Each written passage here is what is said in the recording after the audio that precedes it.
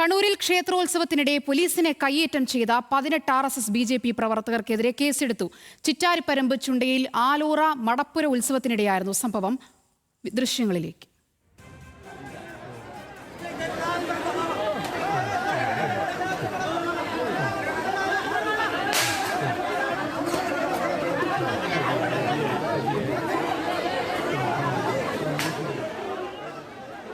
നിഖിൽ അളവൂർ ചേരുന്നുണ്ട് കണ്ണൂരിൽ നിന്നും വിവരങ്ങളുമായി. നിഖിൽ, എന്താണ് ഈ പോലീസിനെ കയ്യേറ്റം ചെയ്യുന്ന തരത്തിലേക്ക് സാഹചര്യം നീങ്ങാനുള്ള കാരണം?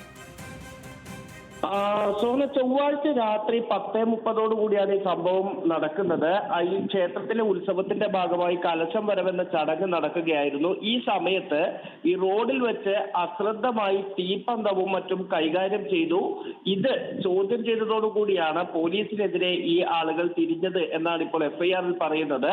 മടപ്പുര റോഡിൽ ഈ കലശത്തിന്റെ ഭാഗമായി അശ്രദ്ധമായി തീപ്പന്തവും പടക്കവും ഉപയോഗിക്കുന്നത് ശ്രദ്ധയിൽപ്പെട്ട പോലീസ് ഇവരോട് ഇത് ചെയ്യരുതെന്ന് പറയുകയും ഇവരെ നിയന്ത്രിക്കാൻ ശ്രമിക്കുകയും ചെയ്തു.